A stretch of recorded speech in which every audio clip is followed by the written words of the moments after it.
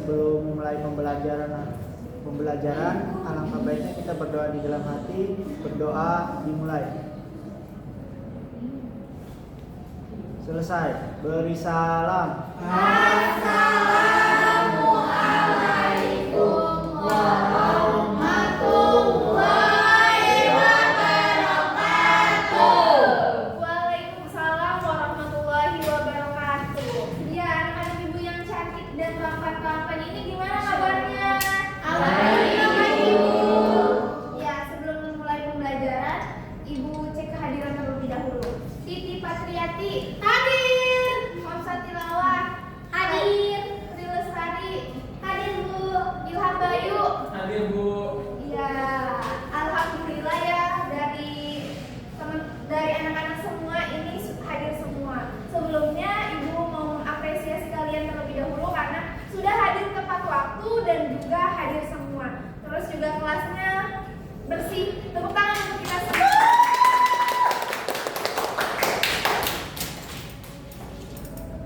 Ya, anak-anak tahu nggak kali ini kita mau mempelajari apa? Tidak. Observasi, Bu. Iya, betul. Karena udah ada di sini. Betul. Iya. Sekarang kita mempelajari teks laporan hasil observasi. Dari kalian, ada yang tahu nggak? Laporan hasil observasi itu laporan seperti apa? Laporan penelitian, Bu. Betul. Ada lagi? Ya, kita lanjut aja ya. Nih. Teks laporan hasil observasi adalah teks yang berisi penjabaran umum atau melaporkan sesuatu berupa hasil pengamatan, yaitu observasi. Teks laporan observasi disebut teks klasifikasi karena memuat klasifikasi mengenai jenis-jenis sesuatu berdasarkan kriteria tertentu. Nah, apa sih tujuannya dari mempelajari teks observasi? Teks observasi ini memiliki banyak tujuan, anak-anak. Yang pertama itu memberikan informasi hingga meningkatkan kesadaran. Teks ini merupakan alat yang penting untuk mempelajari dan memahami dunia di sekitar kita. Nah, manfaatnya yang pertama itu ada meningkatkan kemampuan observasi dan analisis. Yang kedua, meningkatkan kemampuan menulis dan juga berkomunikasi. Yang ketiga, meningkatkan pengetahuan tentang berbagai objek, fenomena, dan peristiwa. Yang selanjutnya, meningkatkan kesadaran untuk menjaga kelestarian alam. Dengan adanya teks observasi, kita dapat melatih kesadaran kita untuk menjaga kelestarian alam. Selanjutnya, ada ciri-ciri dari teks observasi. Yang pertama adalah objektif. Objektif itu berdasarkan fakta dan tidak mengandung opini pribadi. Jadi, teks observasi ini bukan teks gosip yang mana kebenarannya itu dipertanyakan, tetapi ini tuh berdasarkan fakta.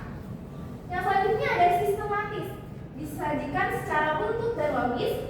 Yang selanjutnya ada akurat, data dan informasi yang disajikan itu akurat dan terpercaya. Selanjutnya lengkap, mencakup semua informasi penting tentang objek yang diamati. Kalau enggak lengkap, itu teks observasinya dipertanyakan. Selanjutnya jelas, yakni mudah dipahami oleh pembaca dan juga pendengar. Nah, ada struktur dari teks observasi. Yang pertama ada judul, ada klasifikasi, ada deskripsi bagan. Tentunya judul ini di dalam teks manapun itu pasti ada. Enggak hanya di dalam teks cerpen ataupun fiksi, tetapi judul ini di semua teks itu pasti ada judulnya. Yang kedua ada klasifikasi, menjelaskan objek yang diamati termasuk jenis, kelas, dan ciri-ciri secara umum. Yang selanjutnya ada deskripsi bagian, yaitu menguraikan secara detail bagian-bagian objek yang diamati beserta ciri-cirinya. Selanjutnya ada deskripsi manfaat, yang mana menjelaskan manfaat atau kegunaan dari objek yang kita amati. Kesimpulannya, terus selanjutnya ada kesimpulan, merangkum hasil pengamatan dan memberikan pernyataan umum tentang objek yang kita amati. Nah, di dalam teks observasi ini juga ada jenis-jenisnya. Yang pertama ada observasi sederhana. Sederhana itu memerlukan waktu yang singkat, tidak perlu lama-lama. Selanjutnya observasi kompleks, yaitu mengamatinya perlu menggunakan waktu yang lama. Ada observasi terstruktur, mengamati objek dengan menggunakan pedoman observasi, artinya bentuk gitu. Tadi ada judul, klasifikasi, dan lain-lain. Terus observasi tidak terstruktur, mengamati objek tanpa menggunakan pedoman observasi. Nah, kaidah kebahasaan. Kaidah kebahasaan yang pertama menggunakan kata baku dan kalimat yang efektif. Selanjutnya menggunakan kata ganti orang ketiga. Yang ketiga menggunakan kalimat aktif bukan kalimat pasif. Yang keempat menggunakan kata-kata teknis yang sesuai dengan objek yang diamati. Yang kelima menyajikan data informasi dengan tabel, diagram atau gambar. Nah, sebelum ke contoh dari teman-teman ada yang dari anak-anak. Aduh, ibu tuh suka lupa karena ibu tuh pasti sepantaran kalian, jadi bilangnya teman-teman gitu. Ya, jadi anak-anak ada yang mau bertanya? Iya Bu, saya mau nanya Bu. Ya. Bagaimana cara menulis teks observasi? Oke. Iya, dari anak-anak ada yang mau jawab pertanyaan dari Nur Safa? Saya Bu. Iya, silakan Tari.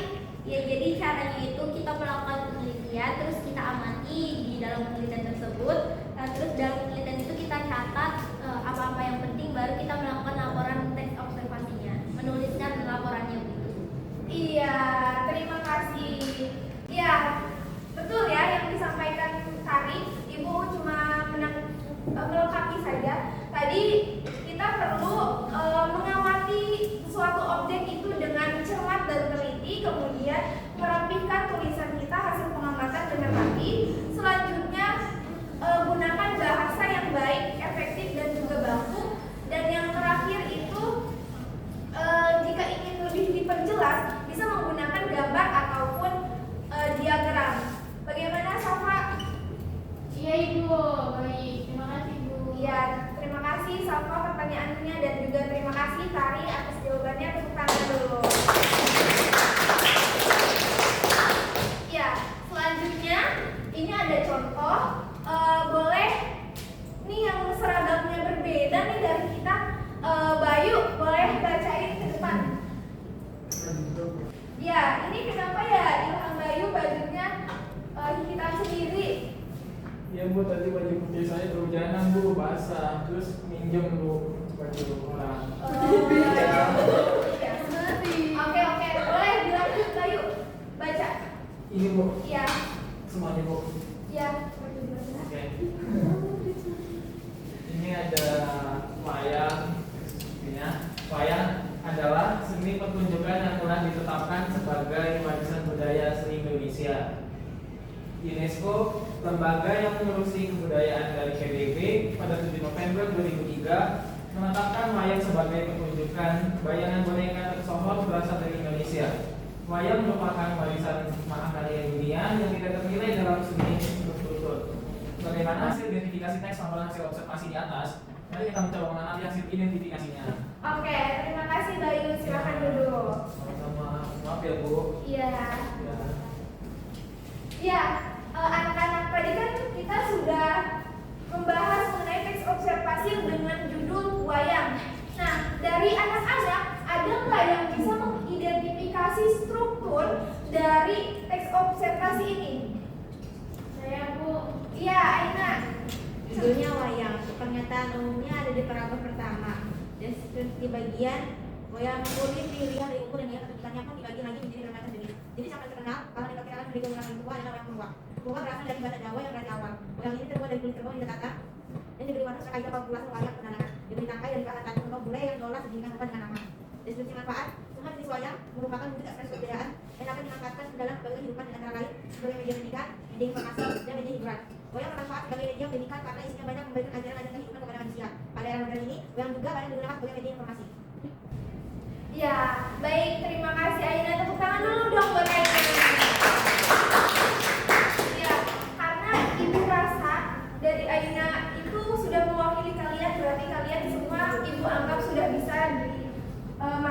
teks observasi. Selanjutnya, Ibu akan membagi ke tiga kelompok, mulai dari kelompoknya itu presensi nomor 1 sampai nomor 12 itu kelompok 1, presensi nomor 13 sampai 24 itu kelompok 2, dan presensi 25 sampai 36 itu kelompok 3. Ibu kelompok 1 ya. Kelompok 2 sorry.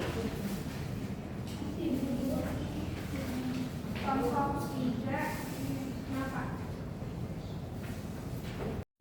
Ibu kasih waktu 30 menit untuk kalian berdiskusi mengerjakan contoh teks observasi itu. Jadi nanti hasilnya kalian sampaikan di depan ya.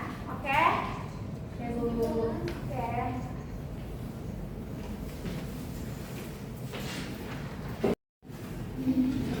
Ya, udah 30 menit ya. Anak-anak, ayo kelompok 1, kelompok 2, kelompok 3 maju dulu.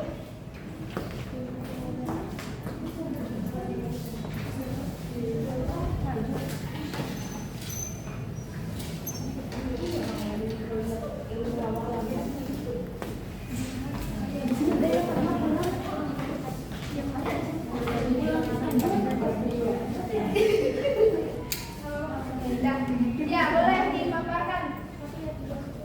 Kelompok 1 itu judulnya tentang belalang anggrek. Pernyataan umumnya belalang anggrek adalah salah satu jenis belalang sentadu atau belalang sembah yang hidup di Indonesia dan kawasan Asia Tenggara lainnya. Deskripsi bagian tubuh belalang anggrek terdiri atas kepala, toraks, dan abdomen. Di bagian kepala terdapat mata majemuk, mulut, dan buah antenna seperti benang. Deskripsi manfaat, belalang anggrek berguna bagi manusia untuk membasmi hama berupa serangga. Karena keindahannya belalang anggrek juga dijadikan peliharaan. Oke, selanjutnya kelompok 2. Selanjutnya itu judulnya Tonggeret. Pengetahuannya, Tonggeret merupakan serangga yang memiliki suara paling nyaring. Deskripsi bagian, Tonggeret mampu menghasilkan suara nyaring lantaran memiliki timbal yang terdapat dalam mulut. Deskripsi manfaat, petani memanfaatkan suara keras Tonggeret sebagai pertanda kemarau akan datang. Kelompok 3. Kelompok 3 judulnya itu kunang-kunang. Pertanyaan umum atau klasifikasinya, kunang-kunang merupakan jenis serangga yang dapat mengeluarkan cahaya yang jelas terlihat saat malam hari. Deskripsi bagian, yaitu tubuh kunang-kunang terdiri dari 3 bagian, yaitu kepala, toraks, dan perut atau abdomen. Kunang-kunang memiliki 2 pasang sayap. Deskripsi manfaatnya, cahaya yang dikeluarkan oleh kunang-kunang tidak berbahaya, malah tidak mengandung ultraviolet dan inframerah. Cahaya ini dipergunakan kunang-kunang untuk memberi peringatan kepada pemangsa bahwa kunang-kunang tidak enak makan dan untuk menarik pasangannya. Oke, terima kasih kelompok 1, kelompok 2, kelompok 3. Karena kalian sudah mengerjakan tugas kelompok dan berdiskusi ya, Ibu mau refleksi kegiatan terlebih dahulu. Dari materi-materi yang sudah Ibu sampaikan dan juga kelompok yang kalian sudah kerjakan, itu kalian udah baik ya. Ada satu tugas lagi, tugas di rumah, yaitu untuk kelompok 1 itu mengamati lingkungan sekitar sekolah selama 1 minggu. Perhatikan perubahan yang terjadi mulai dari hewan, tumbuhan, dan juga cuaca. Nanti kalian buat teks observasi lalu dikumpulkan. Untuk kelompok 2 itu kunjungi sebuah pasar tradisional di daerahmu. Amati berbagai aktivitas yang terjadi di pasar tersebut, seperti interaksi antara penjual dan juga pembeli. Terus hingga jenis barang apa yang dijual gitu. Nah, nanti buat laporan teks observasi. Kumpulkan di minggu depan sama dengan kelompok 1. Selanjutnya ada kelompok 3. Kelompok 3 itu lakukan percobaan sederhana di rumah. Misalnya menanam biji kacang hijau dalam berbagai kondisi. Yang pertama ada tanpa air, terus juga sedikit air dan juga banyak air. Nah, kemudian di anak-anak itu mengumpulkan hasil pengamatan kalian berupa teks laporan hasil observasi di minggu depan. Oke? Baik, Bu. Oke, sampai sini aja pembelajaran kita hari ini. Ya, selesai sudah pembelajaran kita pada hari ini. Minggu depan jangan lupa dikumpulkan tugas-tugas yang sudah Ibu berikan. Semoga kita semua dalam keadaan sehat. Amin. Ya, sebelum menutup, boleh ketua kelas memimpin doa terlebih dahulu. Pembelajaran kali ini sudah selesai. Marilah kita berdoa di dalam hati. Berdoa dimulai. Selesai. Beri salam.